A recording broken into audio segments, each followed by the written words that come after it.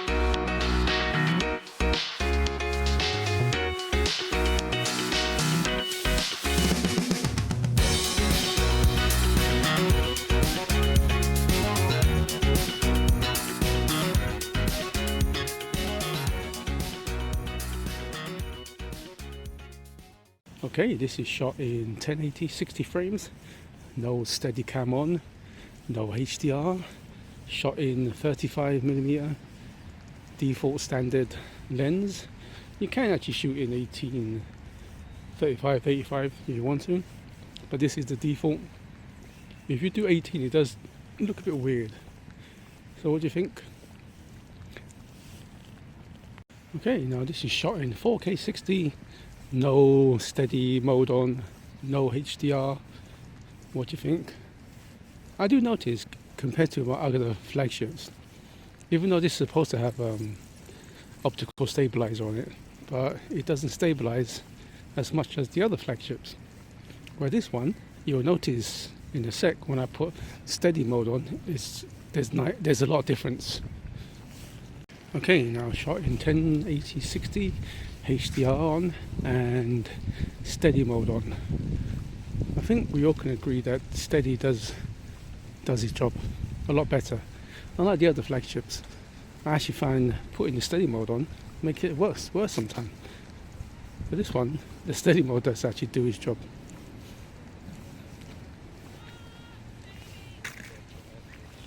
Okay, 4K, 60 frames per second with HDR on and steady on as well. Walk amongst the leaves. One thing about autumn I do like is the kind of the colours, the red, orange, yellow colours. A blanket of leaves. What do you all think? Hey everyone, this is a night shot. 1080, 60 frames per second. No HDR or any steady cam on. Just regular. Back in London, in front of me. I'm actually in Westfield, Stratford City. A bit windy at the moment, you can hear the wind. It's also raining, so it's a good time to test out the water resistant. What do you all think? Okay then, this is 4K 60, no HDR or any steady. What do you think compared to the 1080?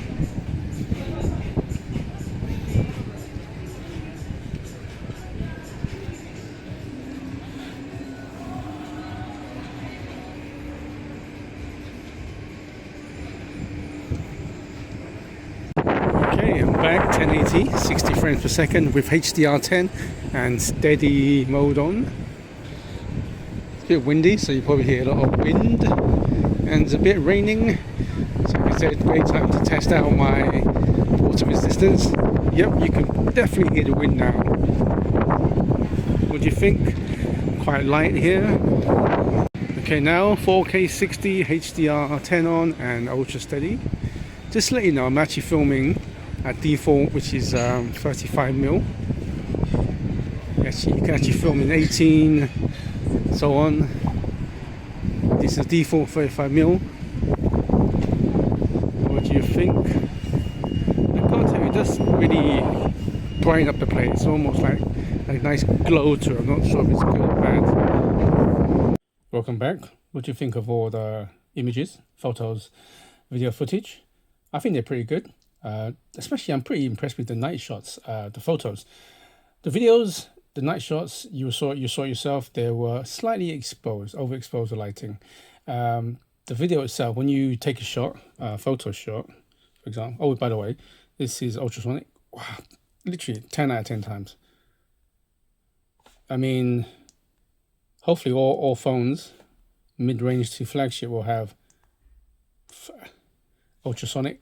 It's almost just like touching it is so good. So go into the actual settings.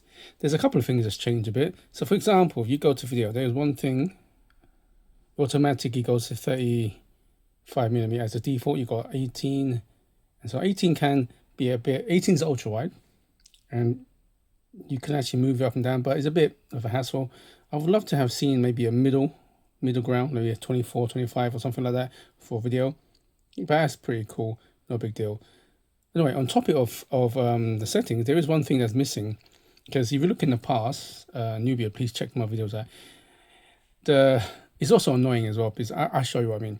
So 18 is the ultra wide, which I think it's okay. I think before, if you press it again, you go of course 24, you press it one more time, it actually has a 13.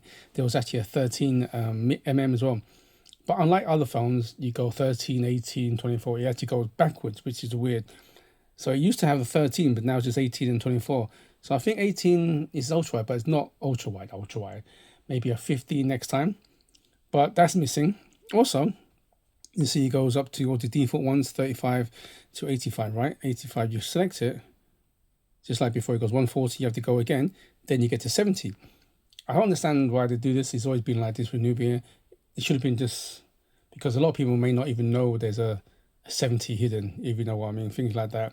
So, and also, one good thing I like is I've always said this, I said to the last one, the button placement is perfect, really. It's like, I don't have the biggest hands, so some of them, like the Apple ones, or even some of my Vivos and my Oppos, slightly up there, and it has that kind of sensitive thing where you kind of rotates, which is a bit annoying. With this one, you can actually program it, but my one just default, you can just hold it halfway, and then kind of like focuses, and you press it down, you take a picture.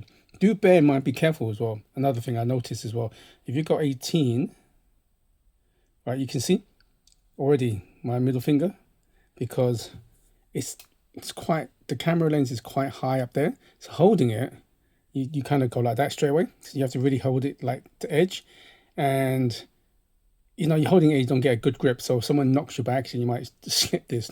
And of course, the case they give you is smooth as well. So definitely get a new case, because excuse me. So you can see straight away that you see your finger literally gets in the way. So every time I took like a 18 ultra wide shot, I had to be careful. My middle finger, just literally have to kind of hold it right back. So I was thinking about getting the camera attachment, but I couldn't be bothered because I don't know, just one of those things. I may do it, but see how it goes. Also, unlike the like other, like my Vivo or my Oppo, for example, you can just go into the settings. Right, for example, you side up for the settings. Whoops. Right. You can do it with the photos, but with video, where the Oppo and Vivo, you can just press HDR and so on. But in this one, if you go to video,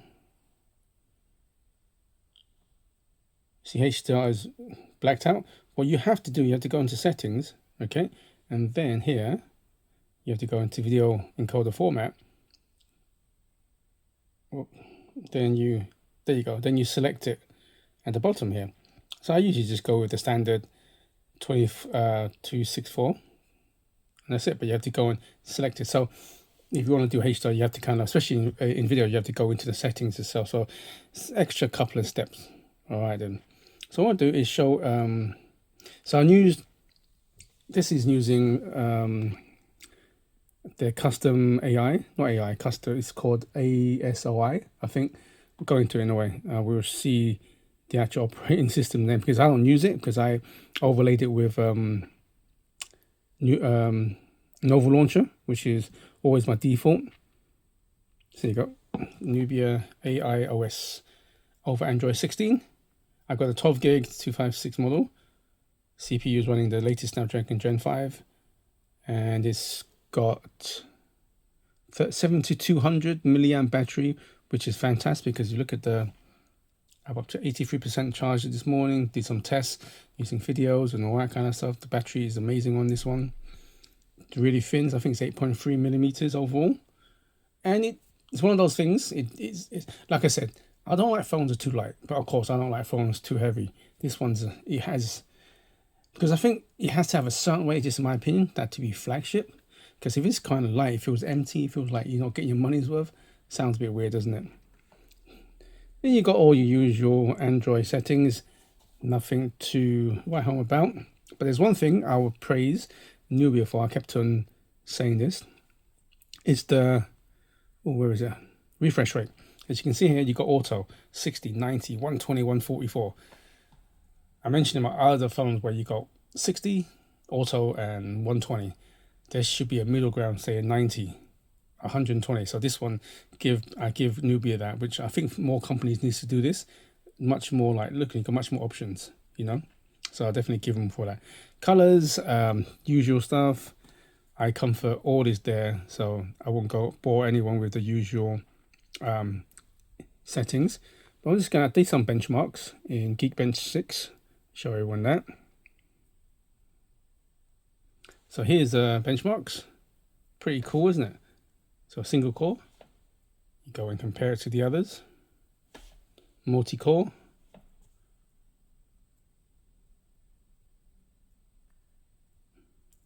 There you go. It's pretty high. I mean, it definitely beats my Oppo MediaTek 9500. But like I said, I can't really tell difference in real life performance. So here comes the GPU. This is the score there, GPU. Let's compare to the others. There you go. Also, I noticed one good thing. Maybe the others company did, but this one I kind of noticed, because for some bizarre reason, I actually got a lot of phone calls from some friends. I've been back from holiday. Some family members calling me up quite often, and also got loads of like sales calls, people calling me up for sales and so on. So anyway, I noticed that. I mean, maybe I don't get much phone calls, but this time I noticed, because I got a few phone calls, is I noticed that it blocked the background noise, and I heard their voices quite clearly. So that's a good thing. So that's definitely a plus. What I'm gonna do, I'm gonna load up one of my videos and play the sound. I'm actually intrigued since I got the K90 Pro, Xiaomi K90 Pro, or the Redmi K90 Pro with that Bose speaker at the back. I'm kind of using that as a benchmark to test the sounds. So this is actually the first time I've heard it at full volume. So we'll be both checking it out. I'll be back when I get the video ready. Here we are. This is one of my videos. Ironic thing is, this is actually a video last year by Nubia Z80 Ultra, the Van Gogh one. So let me just check out the sound.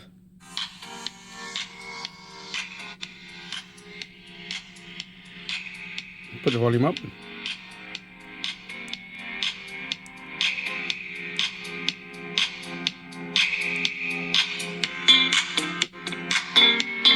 Okay, it's maximum volume.